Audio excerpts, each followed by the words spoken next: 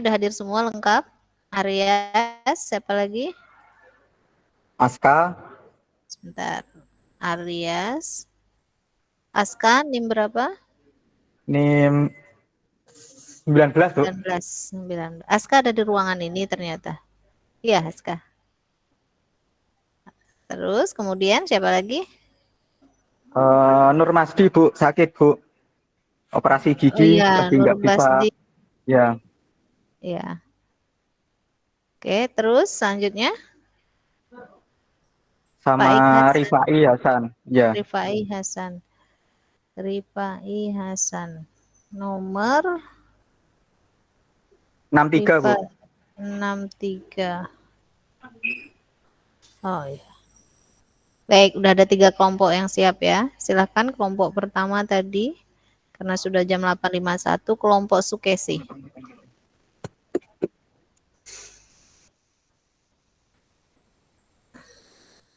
Permisi Bu Maya, untuk kelompok Iya, 7 anggotanya juga sudah lengkap nggih Bu? iya nanti yang berikutnya ya, karena tadi sudah dipanggil. Nggih, Bu. Berapa menit sih kemarin waktunya? Saya kok jadi malah lupa. 10 ya? Oke, maksimal 10 menit. Kalau sudah 10 menit belum selesai, saya hentikan. Kalau bisa lebih cepat, lebih baik. Ingat, untuk kelompok pertama ini nggak apa-apa lengkap dulu ya, tapi maksimal tetap 10 menit. Nanti kelompok berikutnya baru kalau yang sudah mirip-mirip dengan kelompok yang pertama hari ini tidak usah dibahas lagi. Gitu ya, silahkan. Kelompok Sukeni, Sesi, Imro'atul, Fadlila, dan Atta. Assalamualaikum warahmatullahi wabarakatuh. Sebelumnya terima kasih atas kesempatannya dari Ibu Maya. Perkenalkan kami dari kelompok 8 akan mempresentasikan hasil kunjungan kami ke PSLH UGM terkait dokumen dan revisi AMDAL atau analisis mengenai dampak lingkungan.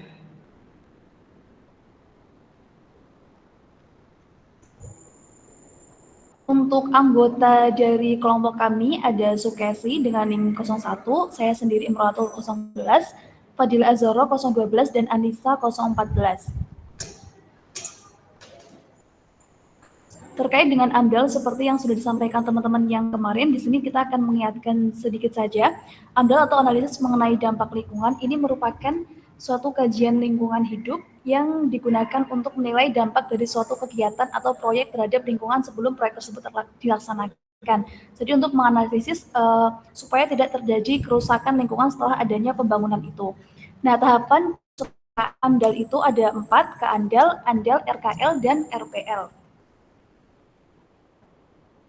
Yang pertama terkait KANDAL, kalau KANDAL ini kan kerangka acuannya, jadi semacam proposalnya, gambaran umum rencana kegiatan tersebut. Untuk ANDAL itu analisis dampak lingkungan hidup, setelah kita tahu kerangkanya, tahu gambaran umumnya, kemudian kita melakukan analisis dampak lingkungan hidup dari proyek yang akan kita lakukan. Selanjutnya, setelah kita tahu apa aja dampaknya, kita melakukan RKL, rencana pengelolaan lingkungan hidup. Ini tindakan untuk mencegah atau mengurangi dampak yang nantinya akan ditimbulkan oleh proyek.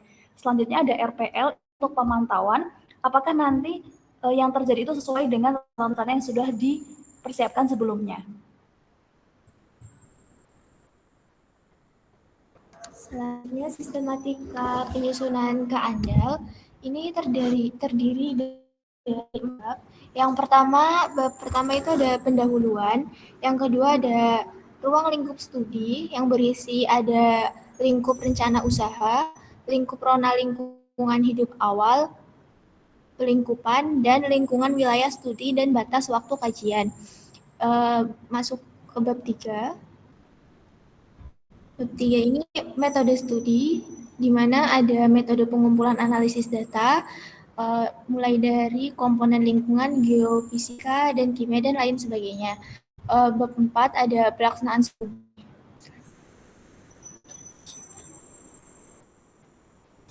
Di sini terdapat, kita ngambil empat dokumen. Yang pertama ada pengembangan area pusat bahan berenergi tinggi Subang, Jawa Barat.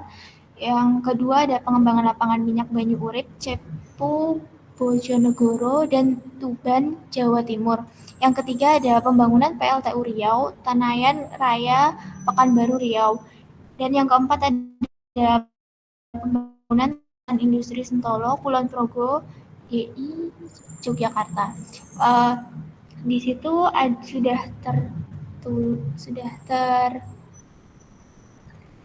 sudah tertulis dari bab 1 hingga bab 4 itu ada yang sama dan ada yang tidak sama. Selanjutnya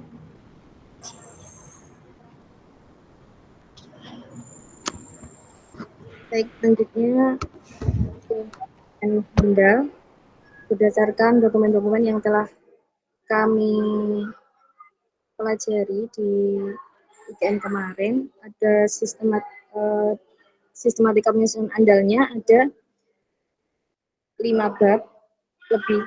Bab 1 ada pendahuluan, latar belakang, tujuan, dan manfaat, serta peraturan perundang-undangannya. Bab 2 ada rencana usaha atau kegiatan yang meliputi identitas pemrakarsa dan penyusun andal, uraian rencana kegiatan, alternatif-alternatif yang dikaji, dan keterkaitan rencana kegiatan pembangunan dengan kawasan sekitar. Yang ketiga ada rona lingkungan hidup yang meliputi komponen lingkungan geofisika dan kimia, komponen biologi, komponen sosial ekonomi, dan komponen kesehatan masyarakat. Yang ke bab 4 ada metode studi yang meliputi metode pengumpulan dan analisis data, metode perakiraan dampak besar dan penting, evaluasi dampak besar dan pentingnya. Bab 5 ada ruang lingkup studi yang terdiri atas subbab dampak penting yang ditelaah dan batas wilayah studi dan batas waktu kajiannya. Next.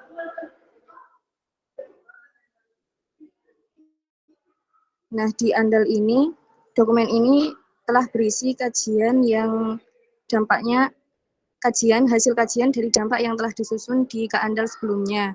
Andal ini sudah detail yang membahas tentang dampak yang sudah dikelompokkan, baik dampak menjadi dampak penting dan tidak penting. Untuk dokumen andal sendiri yang kami pelajari kemarin ada 4 dokumen yang sama. Dari keseluruhan dokumen kurang lebih sudah memiliki sistematika penulisan yang sama, hanya ada beberapa yang tidak sama. Next.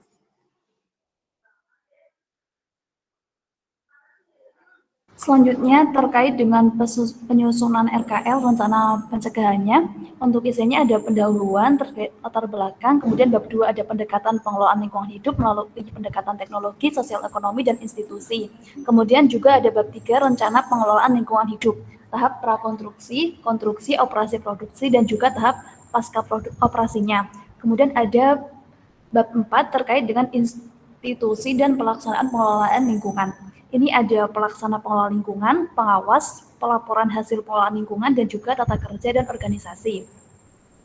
Dari keempat dokumen RKL yang kita pelajari, kemudian untuk yang paling lengkap ada di dokumen yang B, pengembangan lapangan minyak Banyu Urip, Cepu, Bojonegoro, dan Tuban, Jawa Timur.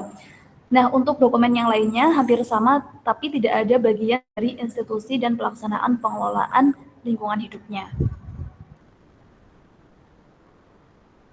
Kemudian untuk sistematika penyusunan RPL sendiri terdapat 2 bab, yaitu bab pertama pendahuluan yang berisi latar belakang, maksud dan tujuan kegunaan pengelolaan lingkungan hidup, dan bab 2 yaitu rencana pemantauan lingkungan hidup yang berisi komponen geofisika, komponen biologi, komponen sosial, dan komponen kesehatan masyarakat. Kemudian untuk sistematika dokumen RPL ini kurang lebih sama dengan dokumen RKL, di mana penulisannya cukup lengkap pada dokumen pengembangan lapangan minyak Banyu Urip, Cepu, Bojonegoro, dan Tuban, Jawa Timur, yang memiliki bab 3 yaitu institusi dan pelaksanaan pengelolaan hidup.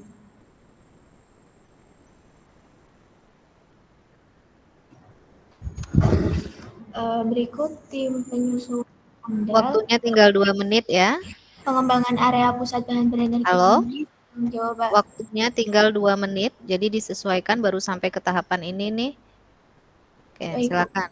Berikut tim penyusun AMDAL. Bisa dilihat dari masing-masing dokumen.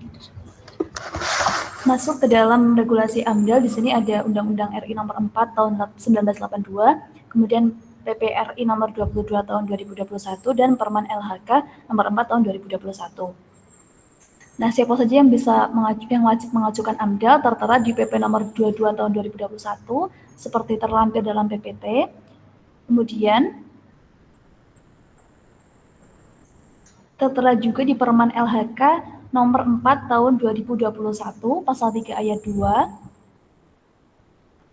Nah, di Permen LHK ini nantinya ada di file itu ada banyak jenis rencana usaha itu yang wajib memiliki AMDAL. Di sana ada tabel, mungkin teman-teman nanti bisa lihat sendiri, ada tabelnya banyak, sudah ada spesifikasi dan setiap pekerjaan-pekerjaan yang wajib AMDAL itu ada banyak sampai ke bawah. Ini saya hanya melampirkan satu contoh aja. Kemudian ini ada regulasi berdasarkan PP nomor 22 tahun 2021 keterlibatan masyarakat dalam penyusunan AMDAL. Nah, di sini sebenarnya regulasi yang mengatur keterlibatan masyarakat dalam penyusunan AMDAL itu terdapat pada pasal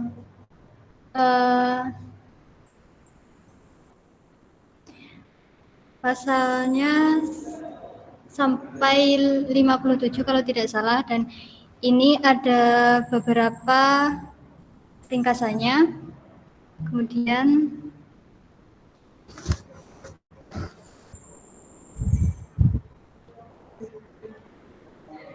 ada peran pemerintah daerah dalam penyusunan dokumen AMDAL itu dari pasal 1, bisa dilihat di slide.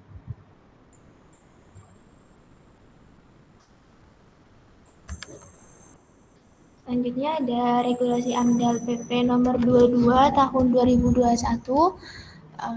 pasal 44, bisa dilihat dan dibaca.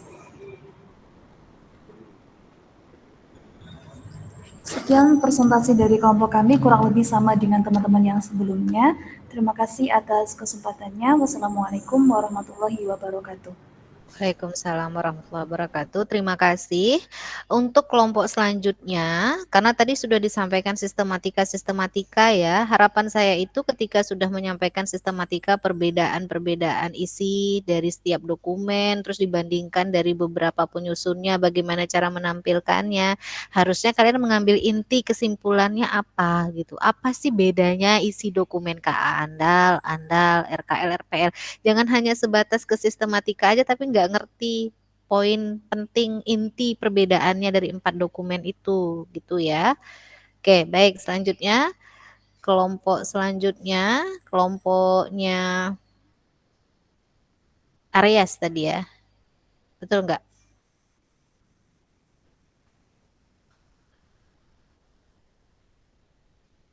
Kelompoknya Aries ya.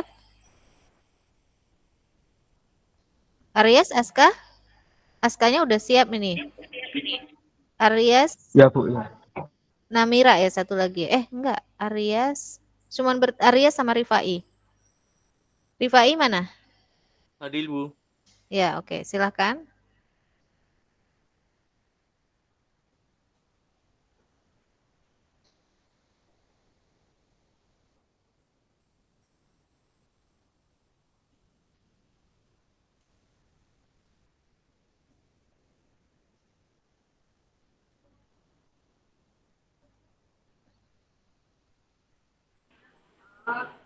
Ya, Assalamualaikum warahmatullahi wabarakatuh. Waalaikumsalam warahmatullahi wabarakatuh.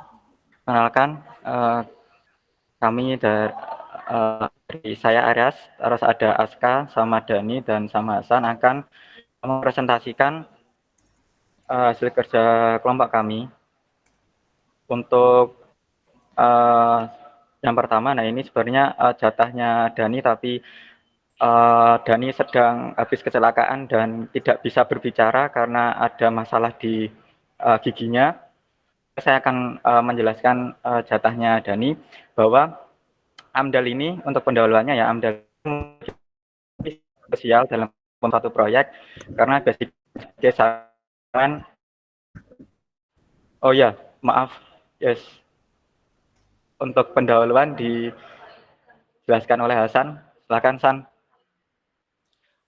Untuk AMDAL sendiri itu memiliki sarana instrumen dalam menilai dan mengendalikan dampak lingkungan sebelum suatu proyek dikatakan dilaksanakan sehingga langkah-langkah mitigasi dapat diterapkan secara efektif. Jadi dalam penyusunan ini yang AMDAL sangat membutuhkan peranan ilmu kimia yang saat ini sudah berkembang pesat, salah satunya memiliki peran dalam mengukur kualitas udara, air, dan tanah untuk mendeteksi tingkat pencemaran. Selain itu, prinsip-prinsip kimia juga digunakan dalam pengolahan limbah industri, pemantauan emisi gas, serta pengembangan teknologi ramah lingkungan yang dapat mengurangi dampak negatif dari aktivitas industri.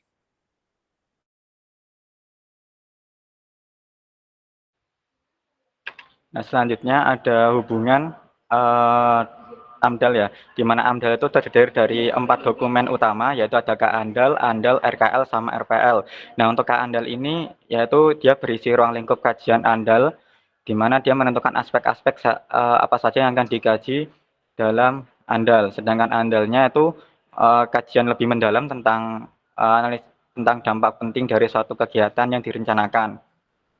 Lalu untuk yang RKL ini adalah upaya, isinya tentang upaya penanganan dampak terhadap lingkungan, sedangkan RPL itu upaya dokumen yang isinya upaya pemantauan. Nah, untuk kalau prosesnya itu kan ya pembuatan AMDAL, KANDAL ya. Nah, KANDAL ini tuh hampir seperti kayak kita proposal penelitian.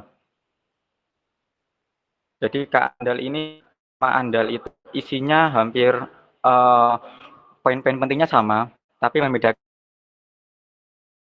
di acuan-acuan yang akan dilakukan di ANDAL. Jadi ANDAL ini seperti proposal penelitian, dan ANDAL ini adalah hasil dari kajiannya, kayak hasil penelitiannya gitu, karena berisi berbagai data-data penting untuk kita identifikasi dampak dampak terhadap lingkungan. Seperti kalau di KANDAL itu kayak akan lebih berisi tentang cara-cara atau metode-metode penelitiannya, mengenai survei, mengenai banyak survei mengenai lingkungannya, terus metode survei, analisis kebisingan dan sebagainya. Nah, sedangkan ANDAL itu dia berisi datanya, data setelah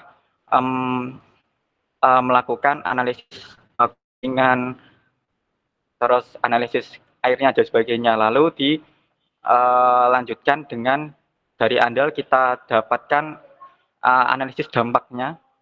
Lalu di RKL itu kita rancang pengolahannya untuk menyegah atau mengurangi dan mengatasi dampak yang ada di dalam dokumen ANDAL. Lalu di RPL-nya itu berisi rencana atau pemantauan komponen lingkungan selama proses produksi atau pembangunan pabrik hingga setelah produksi. Nah, ini adalah contoh dokumen yang foto, di mana dokumennya itu ini ya, kami mengambil dari judulnya Pembangunan PLTU Riau 2x100 MW, Kelurahan Sel, Kecamatan Tenayan Raya, Kota Pekanbaru, Provinsi Riau tahun 2010. Nah, ini untuk yang fotonya ini sebenarnya foto ini ya, sebenarnya ini ANDAL ya, mohon maaf bukan KANDAL, karena yang KANDAL itu dia disobek, jadi kami nggak ada foto daftar isinya. Jadi sebenarnya untuk KANDAL sama ANDAL itu sama aja, tapi yang membedakan yang saya sebutkan tadi. Sedangkan di RKL ini dia lebih ke upaya pengelolaan, dan kalau yang RPL akan lebih berisi tentang upaya pemantauan. Nah, peran ilmu kimia ya dalam AMDAL itu dari sini kami mengambil dari dokumen yang ada di atas judulnya bahwasanya ilmu kimia itu dapat berperan terutama nanti dalam analisis lingkungannya yaitu di kualitas udara, ada kandungan untuk kita menganalisis kandungan SO2, CO2, NO2, partikel debu, terus ada juga kita menganalisis kualitas airnya secara fisika, kimia, maupun mikrobiologi. Nah, ini untuk khusus di studi kasus pembangunan PLTU Riau. Di mana jelas analisis-analisis ini sangat penting terutama dalam penyusunan dokumen AMDAL. Karena adalah data penting ini untuk dianalisis untuk kita dapat mengetahui dampak pentingnya. Nah, ini salah satu ringkasan ya. Nah, yang ada coretan biru itu merupakan orang kimia yang kita bisa terjun dalam penyusunan dokumen AMDAL. Di mana nanti tentunya kualitas kayak air permukaan itu akan dianalisis untuk selama proses kompilasi peralatan kerja, pembangunan jetinya, terus pengoperasiannya, pengurusan sistem penganan batu bara, dan sebagainya. Nah, selain tadi ya analisis tadi ya untuk penyusunan dokumen AMDAL-nya, ilmu kimia juga bisa berperan sebagai pengelolaan limbah dan mitigasi. Di mana ilmu kimia itu bisa berperan sebagai konsultan pengelolaan limbah dan penyusunan langkah pengelolaan dan pemantauan dampak lingkungan dalam penyusunan dokumen AMDAL. Nah, di mana dalam dokumen AMDAL, terutama dalam studi kasus ini itu ada rancangan pengendalian kayak selama pengendalian NOx-nya, terus sistem pengenangan abunya. Nah, kan untuk yang orang kimia itu bisa berperan dalam penyusunan rancangan pengelolaan limbahnya. Nah, terus juga bisa berperan juga sebagai ini kan sebagai dokumen AMDAL-nya. Jika dalam kayak RPL-nya saat itu bisa sebagai pengelolaan gas dan terus selanjutnya itu ada monitoring dan pemantauan ya. Di mana ilmu Waktunya kimia 2 ini menit lagi ya. ya. Lanjut di regulasi AMDAL. Adapun regulasi AMDAL yang ini yang kita dapatkan dari contoh kasusnya ada peraturan undang-undang, peraturan presiden, peraturan Menteri Lingkungan Hidup, keputusan Bapedal, keputusan Menteri Pertambangan dan Energi, keputusan Menteri Kesehatan, Permen Tenaga Kerja dan Transmigrasi, Perda dan Next.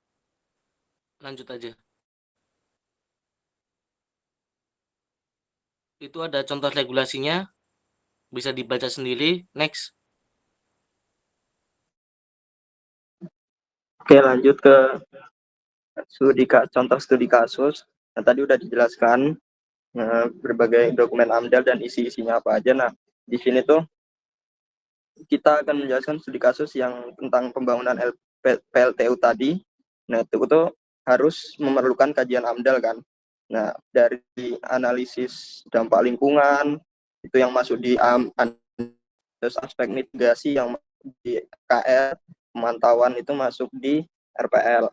Nah, kalau di sini biasanya tuh analisis udaranya itu digunakan kalau anak kimia itu uji kualitas udara air dan itu kalau udara pakai GC atau UV-Vis untuk polutan-polutan, terus air dan tanah menggunakan AS atau ICP MS itu bisa mendeteksi logam-logam berat yang berbahaya. Nah, setelah itu kan kita dokumen RKL itu menguji aspek mitigasi kan.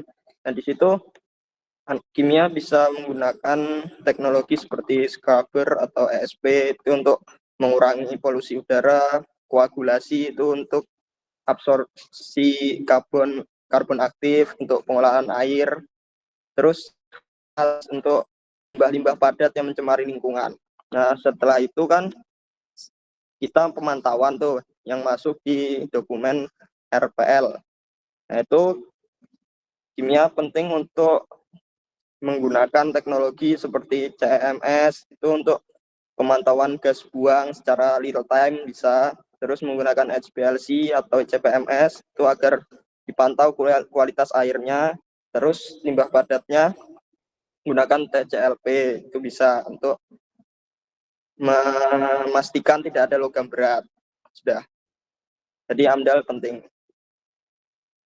Oke, waktunya sudah habis, tapi sudah cukup lengkap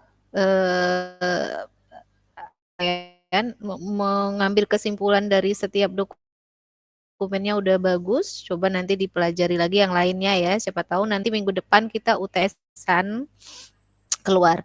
Nah, kalimat pertama tadi ya Hasan yang pertama ya. Tadi presentasi. Nah, itu kalimat pengantar pembukanya itu ada kata kunci yang disebutkan dengan sangat bagus yang sebelum-sebelumnya belum menyampaikan, dan kemungkinan itu jadi clue untuk keluar nanti di ujian lisan ya. Oke, baik, selanjutnya kelompok berikutnya. Kelompok berikutnya ini kelompoknya Dea, Cindy, Asri, dan juga Esa. Ada? Halo, cek audio dulu. Hadir nggak? Hadir, Bu. Ya, baik. Sambil menunggu, silakan proses PPT-nya. Kelompok berikutnya lagi, selain itu siapa yang mau maju? Kelompok siapa? Kelompok 4, Bu. Kelompok 4 namanya siapa saja? Andini, Nazira, Gisela, sama Yumro, Bu. Sebentar, Andini. Bentar, saya kasih warna dulu. Andini, terus Gisela, terus Atifah, Nur Nazira. Tadi tuh Gisela ini bukannya tadi udah ikut ujian di AMDAL A, AMDAL B. Ada AMDAL B, ada Gisela juga tadi ya? Oh, ya tadi. Andini, Gisela, terus siapa lagi? Atifah, sama Yumroh, Bu. Yumroh, oke. Baik, kelompoknya Dea udah siap? Dea, Cindy, Asri, Esa?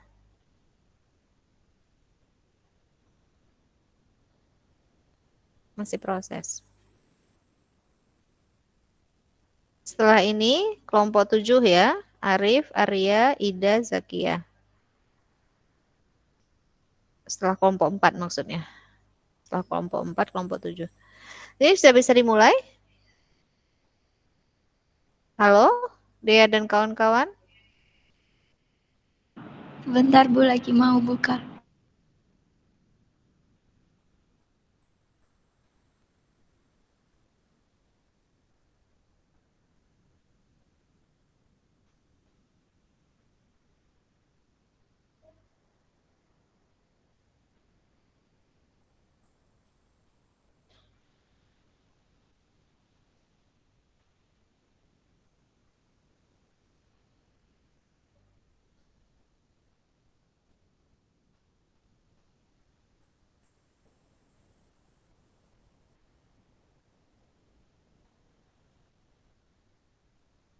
Jangan lama-lama ya.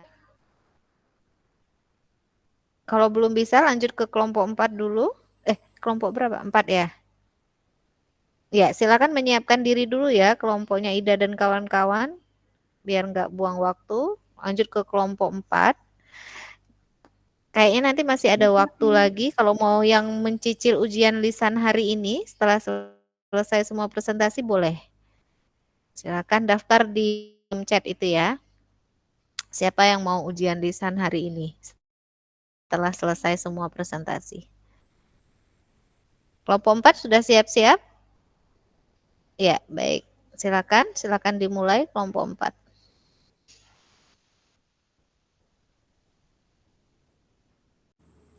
Assalamualaikum warahmatullahi wabarakatuh.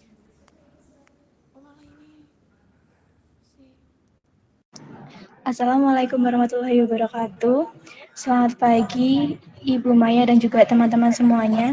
Di sini kami dari kelompok 4 yang beranggotakan Atifah Nur Nazira, Yumroh, Gisela, dan juga saya, Andini Dwi, Izin untuk mempresentasikan hasil dari observasi kami terkait dokumen AMDAL.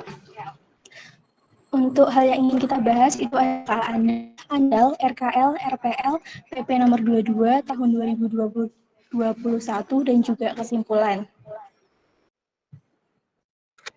Masuk ke bagian KA AMDAL. KA AMDAL merupakan dokumen AMDAL yang disusun awal oleh penanggung jawab. Jadi KA AMDAL ini tuh disusun di awal sebelum pendirian sebuah usaha. Fungsinya sendiri itu menetapkan ruang lingkup kajian, menentukan metodologi, dan menguraikan jadwal pelaksanaan serta tim pelaksanaan. Bagian dari KA AMDAL itu sudah disampaikan seperti pada kelompok sebelumnya, ada pendahuluan, ruang lingkup studi, metode studi, dan pelaksana studi. Next, langsung saja ke metode studi. Di sini tuh metode studi menjelaskan tentang metode pengumpulan dan analisis data serta metode untuk identifikasi dampak dari usaha tersebut. Bisa next.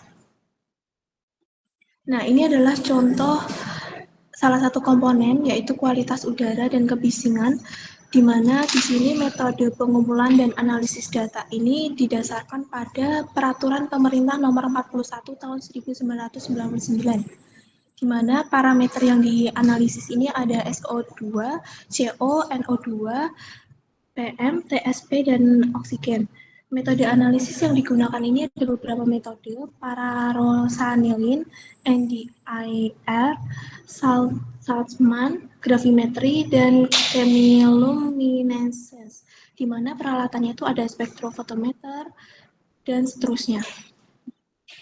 Metode ini menggunakan didasari oleh pedoman, yaitu Keputusan Menteri LH Nomor 45 Tahun 1997 dan Keputusan Kepala Badan Pengendalian Dampak Lingkungan Nomor 107 dan Tahun 1997. Jadi di KK AMDAL ini tuh metode studi itu didasarkan pada suatu peraturan mengenai yang berhubungan dengan komponen yang akan dianalisis.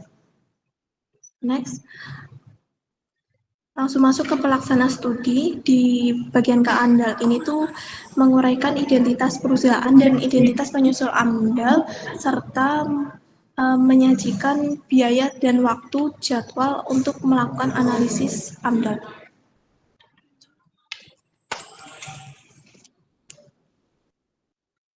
Selanjutnya masuk di AMDAL yang merupakan analisis mengenai dampak lingkungan hidup.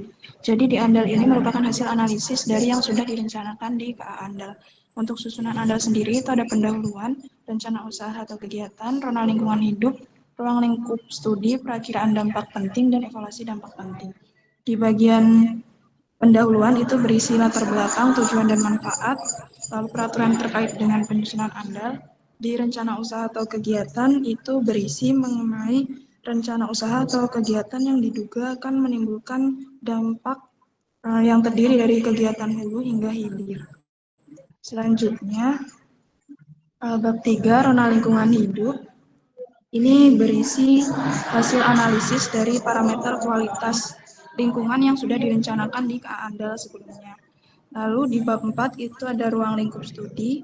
Itu berisi kajian mengenai dampak penting yang telah ditelaah meliputi evaluasi terhadap dampak potensial, klasifikasi, dan prioritasnya.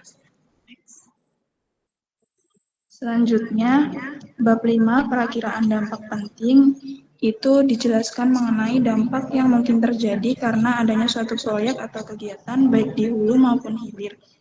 Di mana itu masing-masing dampak dimungkinkan terjadi pada 4 tahap kegiatan, yaitu tahap prakonstruksi, konstruksi, operasi, dan pasca operasi. Selanjutnya, bab 6 mengenai evaluasi dampak penting, itu biasa disajikan dalam bentuk tabel dengan memberikan data derajat besaran dan tingkat sifat kepentingan dampak kegiatan proyek dari bagian hulu hingga hilir dalam 4 tahap kegiatan, yaitu prakonstruksi, konstruksi, operasi, dan pasca operasi.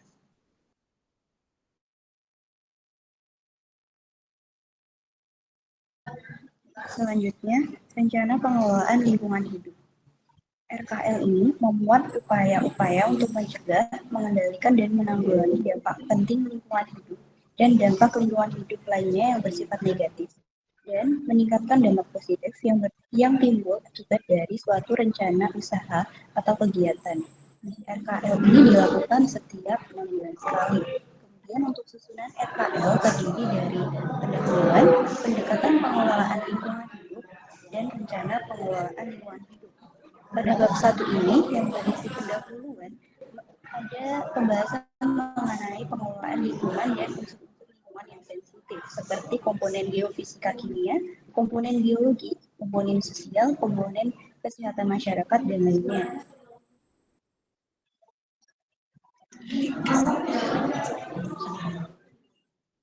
Kemudian pada bab 2 berisi pendekatan pengelolaan lingkungan mencakup pendekatan teknologi. Pendekatan teknologi ini menjabarkan mengenai teknologi pengelolaan limbah, teknologi untuk mengatasi kerusakan jalan, teknologi untuk pemasangan pipa dan perlintasan sungai, teknologi untuk pendekatan kebocoran pada pipa, pengelolaan kebisinan, dan emisi penanganan bahan kimia bekas.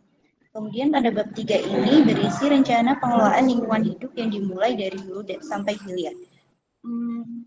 Isi dari komponen yang dilakukan pada hulu dan hilir ini sama, dan mereka berisi tentang pengelolaan kualitas udara, kebisingan, kualitas air permukaan, kualitas air laut, dan parameter lainnya. Kebanyakan dari pengelolaan komponen ini menggunakan LH, Kemen LH nomor 50, Men LH nomor 11 tahun 1995 tentang baku tingkat kebauan dan bisa dilakukan untuk kebisingan, kualitas air permukaan, kualitas air laut, dan lainnya. Selanjutnya pada bagian hilir itu isinya sama seperti bagian hulu.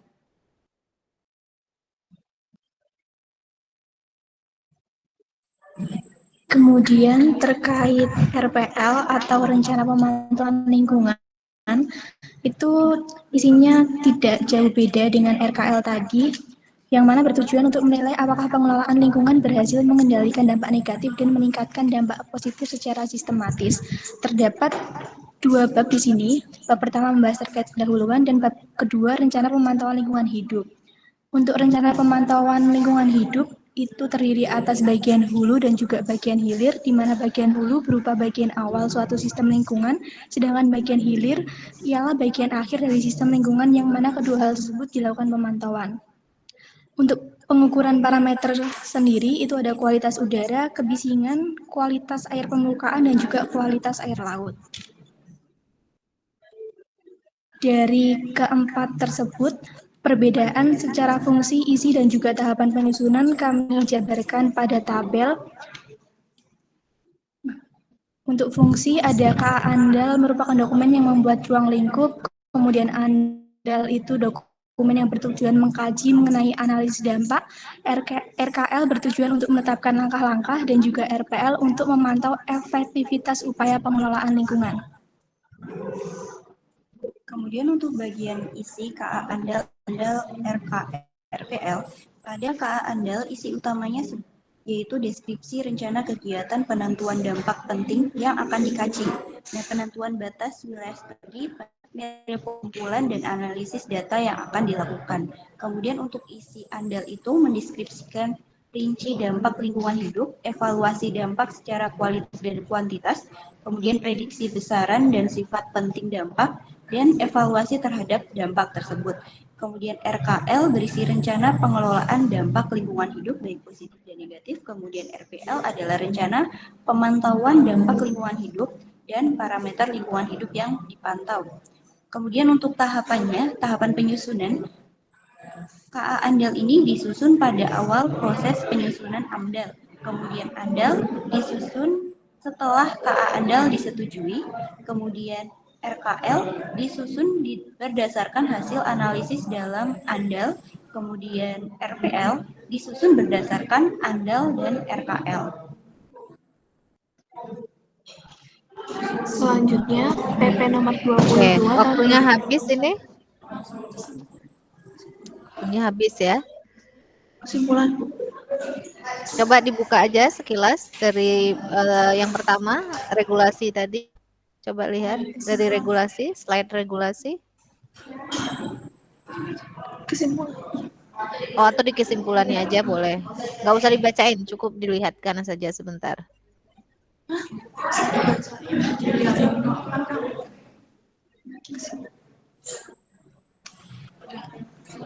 Ya, oke. Terima kasih. Kelompok berikutnya, siapa yang siap? Cindy, gimana Cindy? Cindy yang raise hand tadi siapa tuh? Mau presentasi? Nah, kelompoknya siapa tadi? Cindy dan Dea tadi ya. Oke, silakan.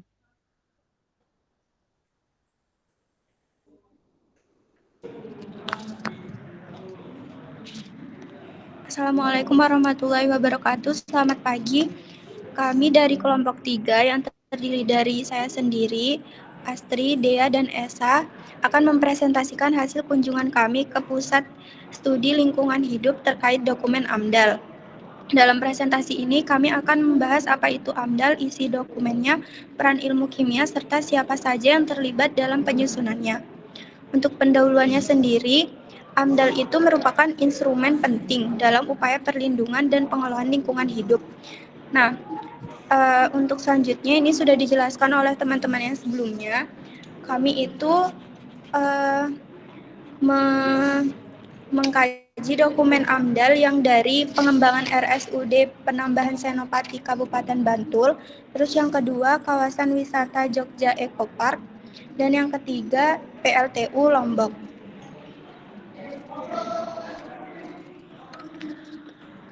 Selanjutnya yaitu definisi AMDAL. Ini tertuang dalam PP nomor 22 tahun 2021 pasal 1 ayat 5. Pengertiannya tertera di layar. Selanjutnya dokumen AMDAL itu dibagi menjadi 4, ada KA AMDAL, RKL, dan RPL. KA AMDAL sendiri dia menjadi pedoman dalam penyusunan AMDAL dan biasanya terdiri dari ruang lingkup sampai ke perakiraan dampak. Yang kedua ada AMDAL, dia menjelaskan tentang mengenai analisis dampak lingkungan hidupnya secara lebih rinci, mulai dari pelaksanaan studi sampai terdapat evaluasi secara holistik terhadap dampak lingkungan. Yang ketiga RKL, dia menjelaskan tentang rencana pengelolaannya terhadap dampak pentingnya maupun dampak negatif. Kalau RPL itu lebih ke pemantauannya. Selanjutnya, peran ilmu kimia dalam AMDAL. Seperti yang sudah dijelaskan oleh kelompok sebelumnya, jadi di sini kami menyampaikan secara garis besar kira-kira ada 3 peran ilmu kimia dalam AMDAL. Yang pertama yaitu analisis lingkungan, yang kedua pengelolaan limbah dan mitigasi, dan yang ketiga monitoring dan pemantauan. Untuk analisis lingkungan itu tujuannya untuk mengidentifikasi jenis polutan yang dihasilkan oleh suatu proyek dan mengukur konsentrasi polutan di air, udara, dan juga tanah untuk menentukan dampak yang akan terjadi pada lingkungan di sekitar proyeknya. Kemudian pengelolaan limbah dan mitigasi itu untuk merancang dan mengevaluasi metode pengolahan limbah menggunakan teknik seperti filtrasi, adsorpsi, dan juga pirolisis untuk meminimalkan dampak lingkungan. Selain itu, juga menyusun strategi mitigasi pencemaran serta memberikan rekomendasi penanganan dan pemulihan jika terjadi kebocoran atau pencemaran. Dan yang ketiga, yaitu monitoring dan pemantauan. Jadi dilakukan pemantauan secara berkala terhadap parameter lingkungan dengan teknik analisis laboratorium seperti IVFIS, FTIR, HPLC, AS, dan GCMS untuk memastikan bahwa kondisi lingkungan itu selalu dipantau secara real time dan sesuai dengan standar yang telah diterapkan. Berikut merupakan tim-tim penyusun dokumen AMDAL. Tim ini biasanya berasal dari konsultan lingkungan yang memiliki sertifikat kompetensi penyusun AMDAL yang diterbitkan oleh Lembaga Sertifikasi Profesi atau LSP di lingkungan hidup. Dari 3 dokumen AMDAL yang kita baca, terdapat beberapa ahli-ahli yang biasanya menyusun dokumen AMDAL. Itu biasanya terdiri dari ahli kimia lingkungan, ahli manajemen lingkungan, ahli kualitas udara dan kebisingan, ahli tanah, ahli biologi, ahli GIS, ahli biologi lingkungan, ahli seksosbud, dan ahli kesehatan masyarakat. Di beberapa dokumen AMDAL lainnya juga dapat memiliki tim-tim ahli sesuai dengan kebutuhannya masing-masing. Lalu selanjutnya ada regulasi pembuatan dokumen AMDAL, dan di sini yang kita pakai itu dari PP nomor 22 tahun 2021. Dalam penyusunan dokumen AMDAL terdapat beberapa dokumen yang wajib disertakan, yaitu KA atau kerangka acuan, AMDAL-nya sendiri, RKL, serta RPL. Hal ini dijelaskan dalam PP nomor 22 tahun 2021 pasal 26. Nah, isi dari di pasal tersebut diantaranya yaitu ada pengajuan dokumen AMDAL. Ini diajukan oleh penanggung jawab kegiatan, lalu nanti diserahkan kepada Kementerian Lingkungan Hidup. Lalu selanjutnya ada persyaratan dokumen. Dokumen-dokumennya itu terdiri dari pemenuhan baku mutu air limbah, pemenuhan baku mutu emisi, pengelolaan limbah B3, dan analisis dampak lalu lintas. Lalu yang ketiga itu ada proses penyusunan AMDAL yang terdiri dari beberapa tahap, yaitu identifikasi dan karakterisasi, pengumpulan data, analisis dampak, dan penyusunan dokumen. Lalu yang keempat itu ada penilaian dokumen. Penilaian ini dilakukan oleh tim uji kelayakan lingkungan hidup yang dapat berada di beberapa tempat, yaitu pusat, provinsi, kabupaten atau kota,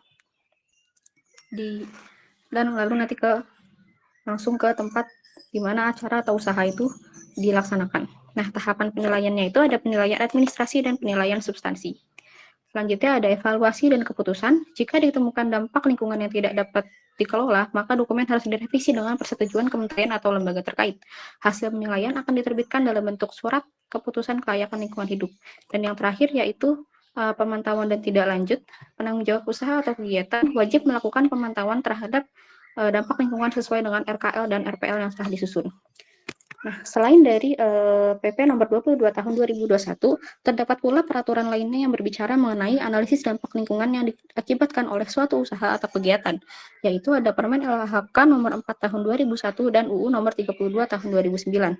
Dalam 3 peraturan ini sebenarnya berisi beberapa hal yang kurang lebih sama, diantaranya UU nomor 32 tahun 2009 itu berbicara tentang regulasi utama, PP nomor 22 tahun 2001 itu berbicara tentang petunjuk teknis pelaksanaan dan pembuatan dokumen, sementara Permen LHK nomor 4 tahun 2021 itu berisi tentang daftar spesifik usaha atau kegiatan yang wajib untuk membuat AMDAL, UKL, dan UPL, serta SPPL.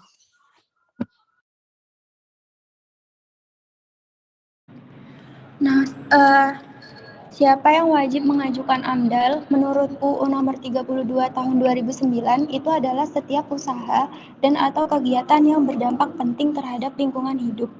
Keterlibatan masyarakat penyusun AMDAL itu yang terkena dampak, pemerhati lingkungan hidup, atau yang terpengaruh atas segala bentuk keputusan dalam AMDAL.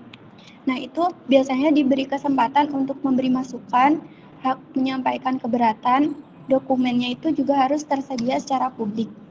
Peran pemerintahnya itu yaitu melakukan pengawasan dan pemberian izin lingkungan, menyusun kebijakan zonasi, dan menilai serta menyetujui AMDAL.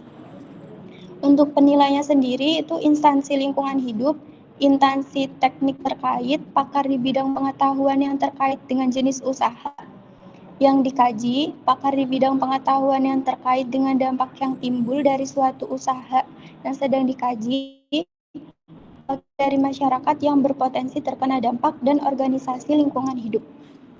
Untuk kesimpulan dari presentasi kelompok kami, AMDAL itu merupakan instrumen penting dalam pengelolaan lingkungan untuk memastikan bahwa suatu proyek atau kegiatan itu tidak menimbulkan dampak negatif yang berlebihan terhadap lingkungan hidup.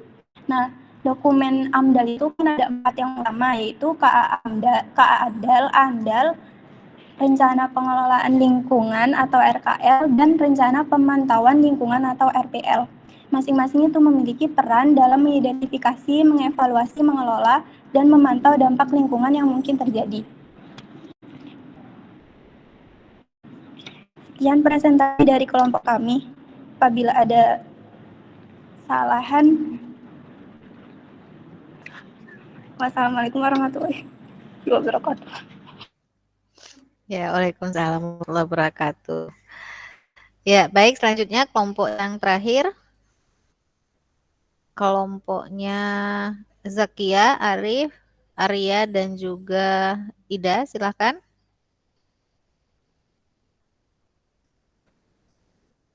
Ya, Bu.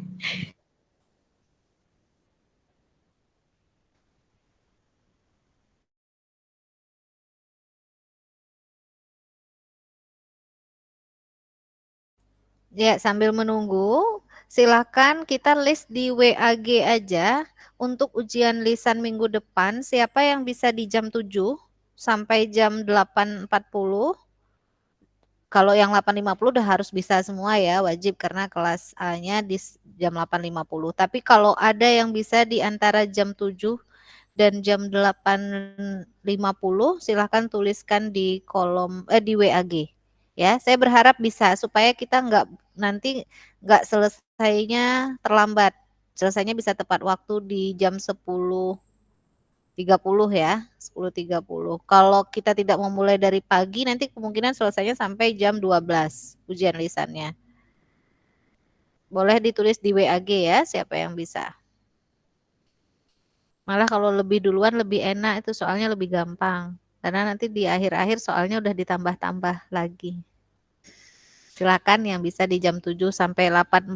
Hanya yang jam 7 sampai 8.40 saja yang mengelis, yang buat list di WAG, nama dan NIM-nya dituliskan. Ya. Bisa didengarkan semuanya? Yang di luar kelas bisa? Tinggal tidur kayaknya. Tolong disampaikan nanti sama teman-temannya ya. Atau disampaikan ke grupnya. Silakan. Oke, silakan kelompok terakhir. Kita mulai dari sekarang. Baik, terima kasih atas kesempatannya, Bu. Saya buka dulu. Assalamualaikum warahmatullahi wabarakatuh. Waalaikumsalam warahmatullahi wabarakatuh. Pada kesempatan kali ini, kita dari kelompok 7 akan mempresentasikan mengenai hasil kunjungan kita untuk mendalami ilmu mengenai AMDAL.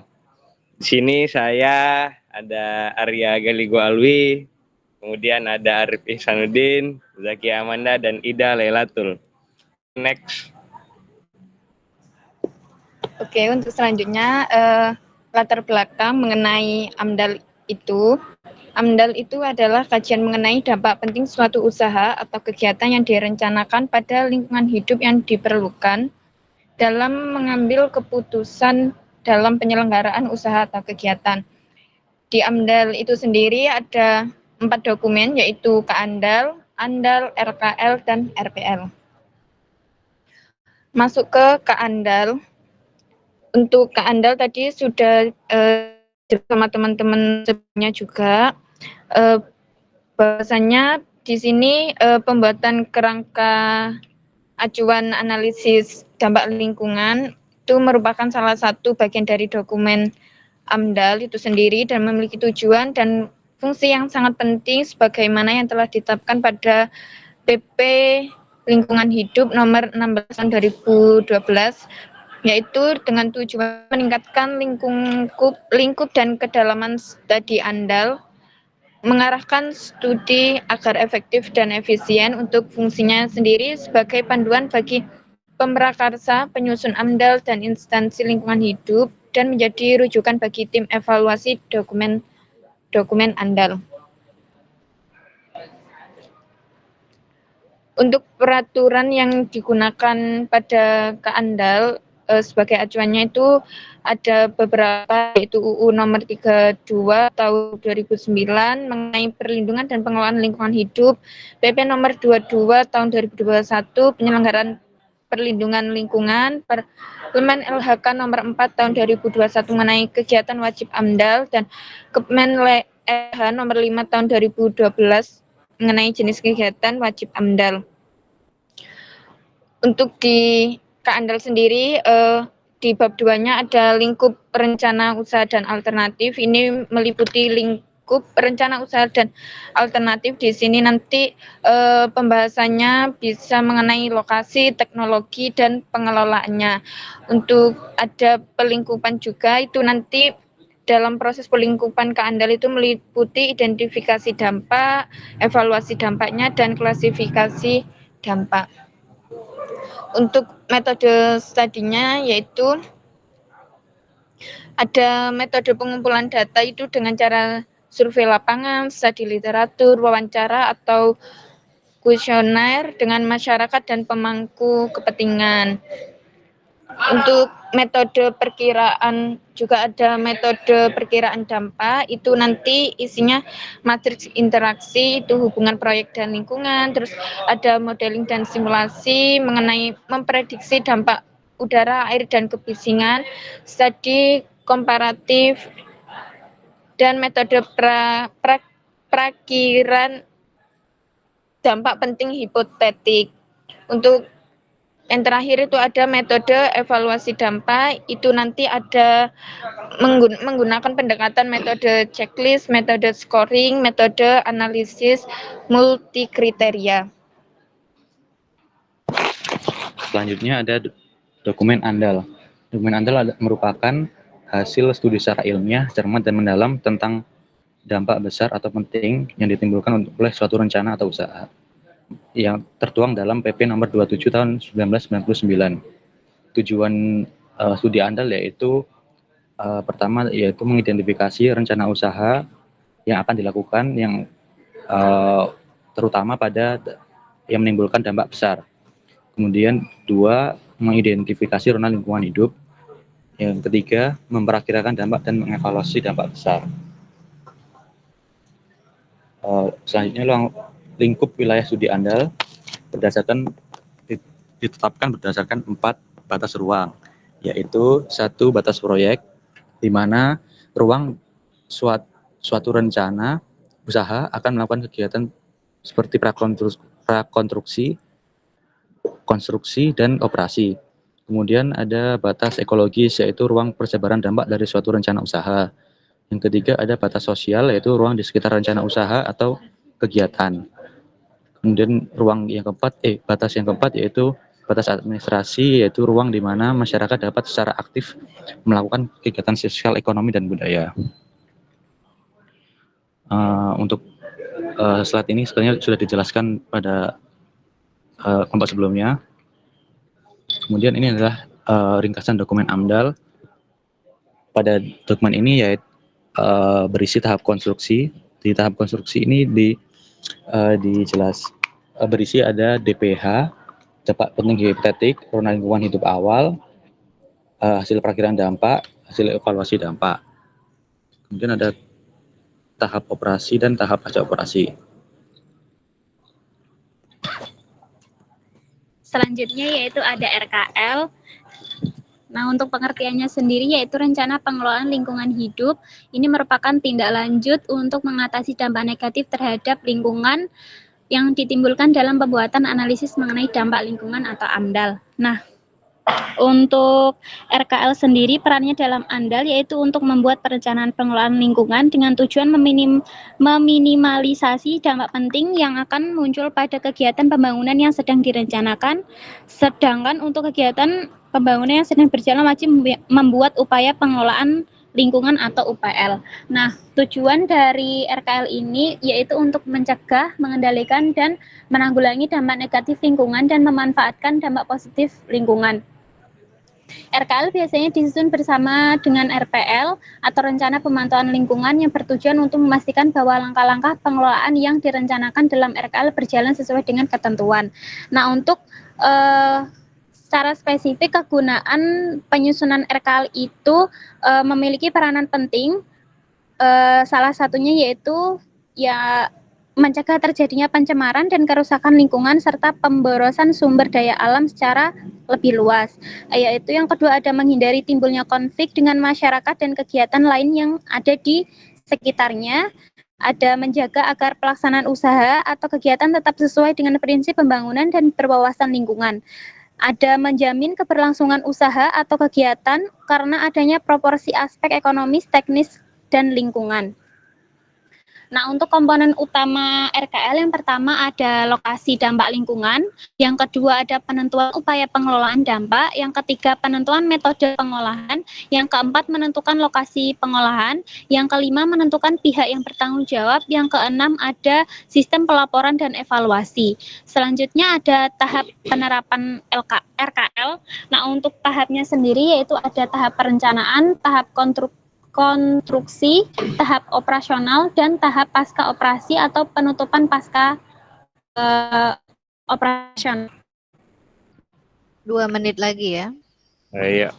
Baik, selanjutnya itu masuk ke dokumen RPL. Jadi RPL ini tuh dokumen terakhir lah, karena di awal itu kan ada KA-ANDAL, itu kerangka acuan, di mana di situ ada metodenya, ada ruang lingkupnya, terus masuk di ANDAL-nya, analisis dampak lingkungannya, bagaimana analisisnya, datanya, hasilnya, terus ada RKL tadi pengelolaannya.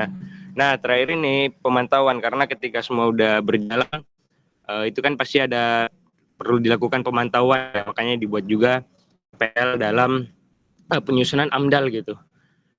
Nah, jadi itu tujuannya untuk mengawasi dampak lingkungan suatu proyek pastinya. Itu juga berfungsi untuk memastikan pengelolaan dampak lingkungan sesuai dengan rencana di dalam RKL. Jadi RPL ini ceritanya memantau apa yang dikelola yang udah dijelasin di dalam RKL gitu.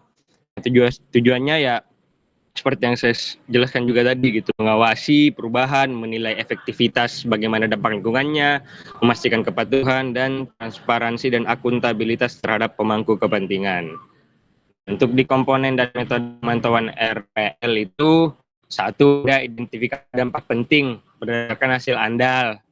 Misalnya kayak pencemaran udara, kebisingan, kualitas air, kemudian ada indikator pemantauan, terus ada metode pengumpulan data, terus selanjutnya lokasi dan frekuensi pemantauan. Bahkan yang kemarin itu sempat kami bantu di dokumennya gitu.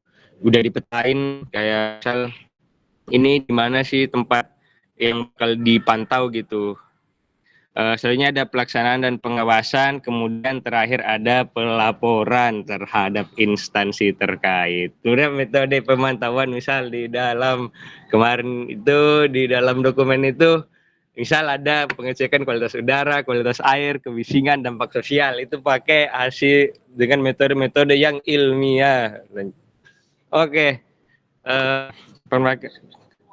Nah, untuk terakhir setelah semua 4 dokumen tadi itu semua diatur di dalam regulasi pemerintahan yang dimana itu diatur dalam PP nomor 22 tahun 2021 tentang penyelenggaraan, perlindungan dan pengelolaan lingkungan hidup yang merupakan perubahan kedua atas undang-undang sebelumnya yaitu nomor 32 tahun 2009 tentang perlindungan dan pengelolaan lingkungan hidup PPLH.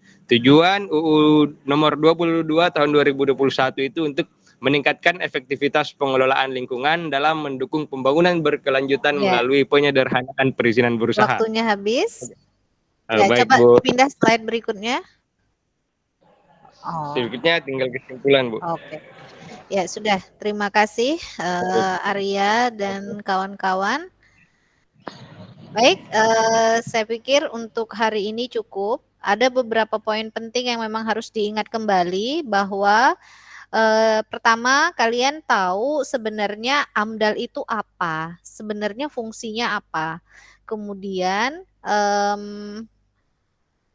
dokumen-dokumen yang menyusun AMDAL itu apa saja dan apa beda atau ciri khas dari setiap dokumennya itu. Lalu untuk diregulasinya nanti kalian harus paham sebenarnya yang menyusun AMDAL itu siapa. Terus kemudian nanti bagaimana keterlibatan masyarakatnya. Terus kemudian bagaimana siapa yang harus menilai AMDAL, siapa orang yang tidak boleh terlibat dalam penyusunan AMDAL. Kemudian bagaimana cara menghitung dampak penting gitu ya. Gimana kita nentuin ini dampak penting, dampak tidak penting itu gimana caranya. Kayaknya minggu kemarin sebelum puasa, sebelum Ramadan, sebelum hari raya sudah pernah saya sampaikan. Jadi nanti tolong diingatkan kembali. Nah, seperti yang saya sampaikan tadi minggu depan kita sudah terjadwal UTS lisan lewat daring, kalau mau di kelas juga boleh. Jadi nanti silahkan yang mau ujian dari jam 7 yang tidak sesuai jadwal ya, jam 7 sampai jam 8.40 silahkan tuliskan nama dan NIM di di WAG. Dan berikan buka kurung mau daring apa luring. Kalau yang mau ujian terjadwal juga bisa dibuat list daring apa luring. Jadi boleh daring, boleh luring. Silakan. Jadi nanti akan saya paling lambat hari ini ya, nanti akan saya kirimkan daftar jadwal untuk setiap orang di menit keberapa dan harus masuk on time, kalau tidak terlewat.